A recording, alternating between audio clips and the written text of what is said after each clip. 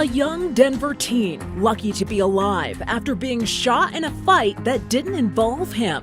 Tonight, his family joining the fight to end youth violence and praying for his recovery. Inflation is cooling off, but not nearly fast enough. Inflation continues to actually increase. That's a problem. A new federal report sends Wall Street into a spiral as President Biden makes his case for an economic recovery. This bill cut costs for families, and it gave them just a little more breathing room. Denver's unhoused, stuck between a rock and a hard place. It's so hard to dig out of the hole when you have really no resources. The new tactic Denver's testing to battle two crises at once. We see this as kind of the bridge between experiencing homelessness and our expensive housing market.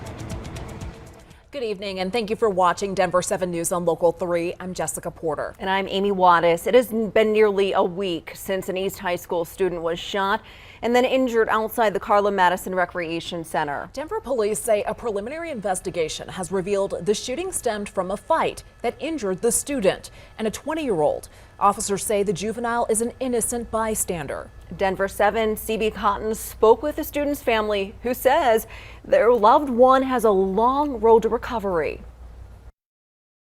Family members confirmed to me that RJ Harding is a 14-year-old and East High student who was shot last week in front of the Carla Madison Recreation Center. Right now we're here at East High School, where moments ago a vigil just wrapped. People were praying for the boy's healing, and Denver police say this student is an innocent victim. His mother, Brianna Harding, tells me her son has already had 2 surgeries to remove the bullet and bullet fragments. She says he'll have a 3rd surgery next week to reconstruct his jaw.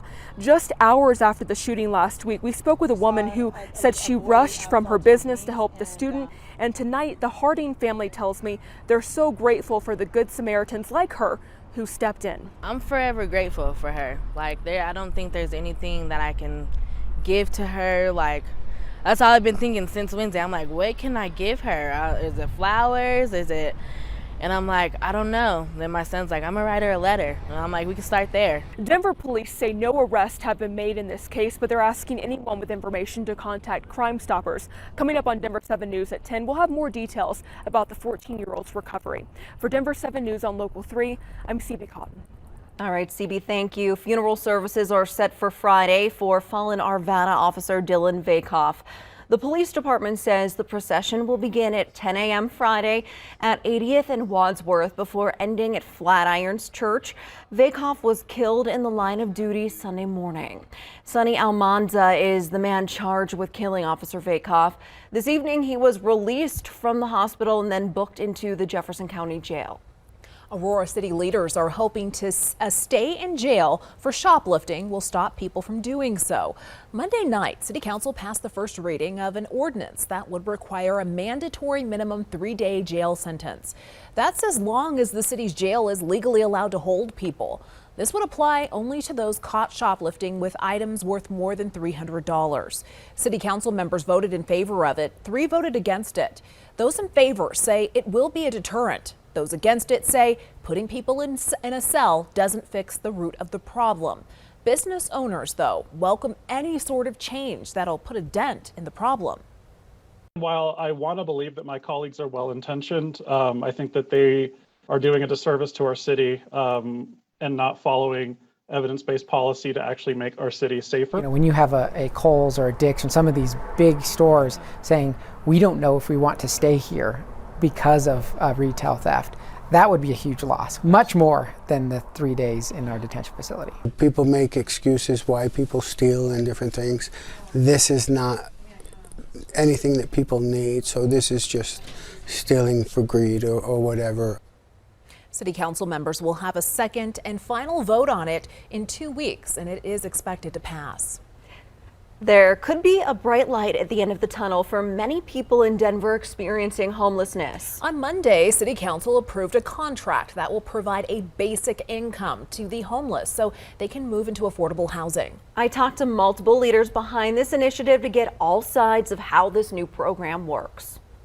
It's a crisis facing the city and county of Denver. Homelessness, and the city is trying to do what it can to change that. The pandemic has had a really big impact on the state of homelessness in our community, that we've seen increased numbers of families seeking shelter, as well as increased numbers of women using our shelter system. So the city's Department of Housing Stability has been looking at lower cost solutions that are also effective. The city teamed up with the Denver Basic Income Project, an organization providing direct cash payments to 820 individuals and families experiencing homelessness.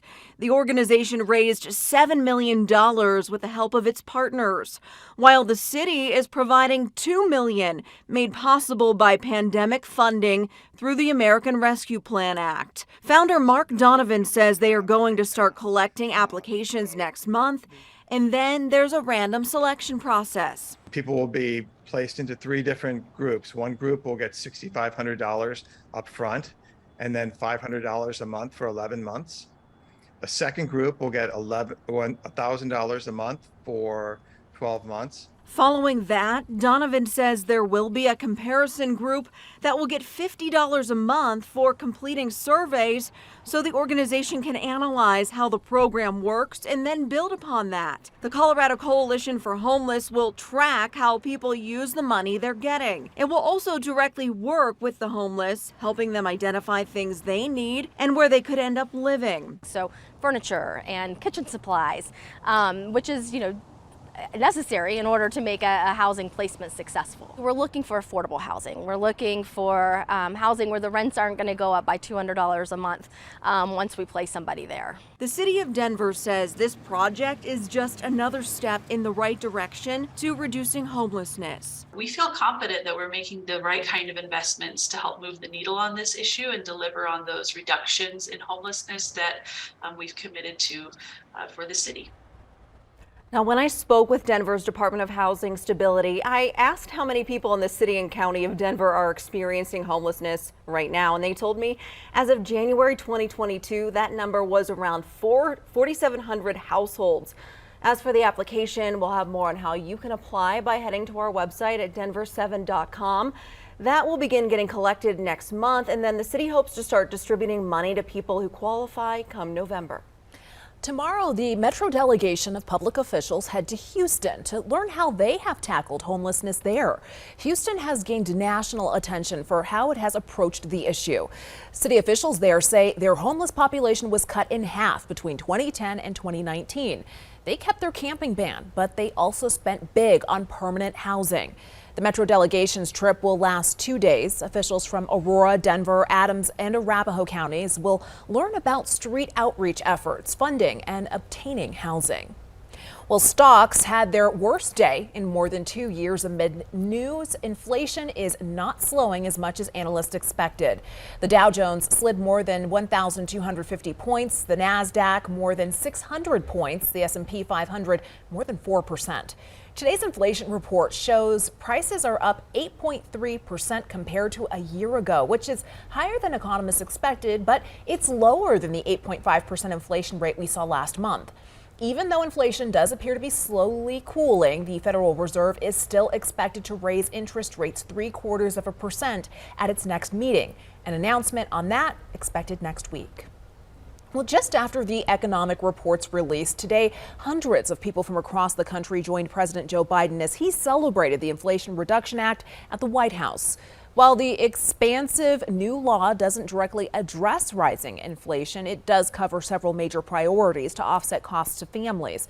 That includes lowered prescription drug costs, reducing the federal deficit, addressing global warming, and raising taxes for corporations.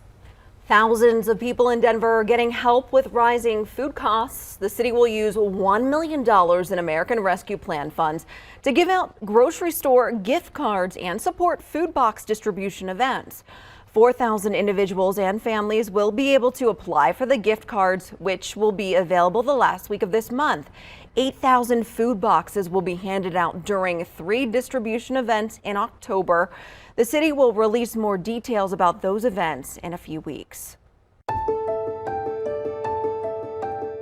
A helping hand for families still struggling after the Marshall fire. You do not know the difference this is going to make to those families that are literally trying to survive. Next, how your generosity is giving them a chance to rebuild their homes and their lives. Showers and thunderstorms on the way to Colorado as what's left of a hurricane moves our way. Coming up at 8:30, a man killed by Clear Creek County deputies after calling on them for help. If I have a weapon on me, I will throw them out the window as soon as an officer gets here. Denver 7 investigates, diving deeper into the growing questions surrounding his death, and his family demands answers and accountability. I've lost countless hours of sleep to the nightmares. It makes me sick.